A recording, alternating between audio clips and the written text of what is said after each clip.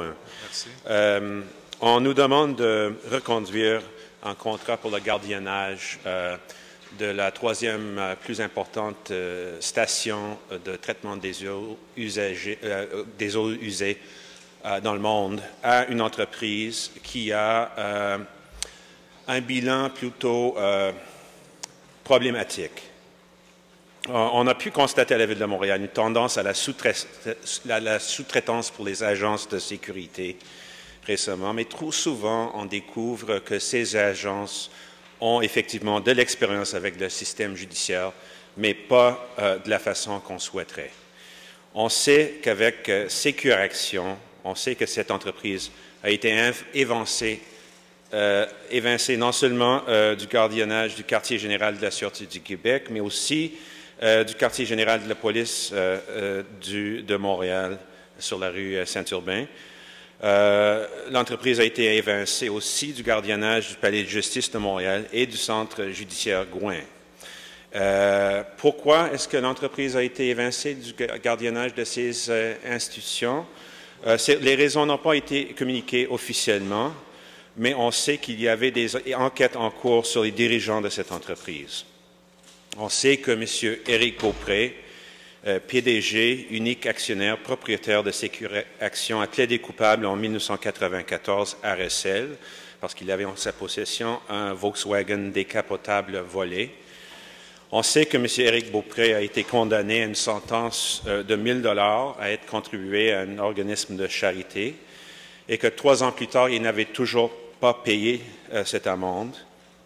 On sait qu'en 1997, un mandat d'arrêt a été émis contre lui pour ne pas avoir payé la somme qui lui était exigée par sa sentence. On sait aussi que l'ancien bras droit de M. Beaupré, Éric Poirier, a été reconnu coupable en 2008 de voies de fait et a dû payer une amende de 1 300 $. On sait que cette même année, il a aussi été condamné à 1 an d'emprisonnement à purger dans la communauté après avoir plaidé coupable à une accusation de production de stupéfiants.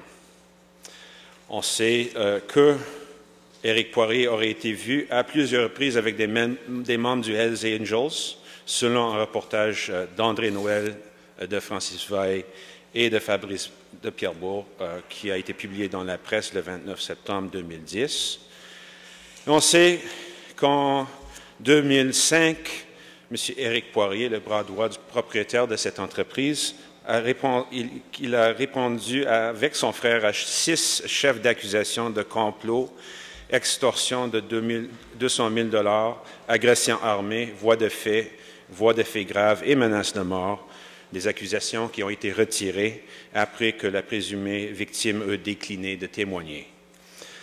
Sachant tout cela, est-il vraiment sage de reconduire pour 2 ans ou pour 1 an un contrat pour le gardiennage d'une de nos installations les plus stratégiques de la Ville de Montréal, à savoir la troisième plus grande station d'épuration des eaux usées du monde? Nous croyons que non.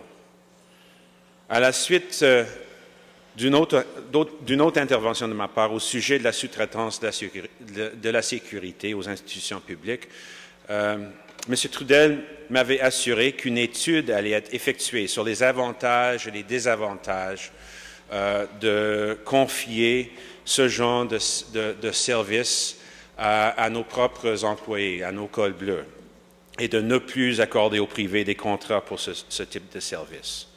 Nous avons besoin de ce rapport.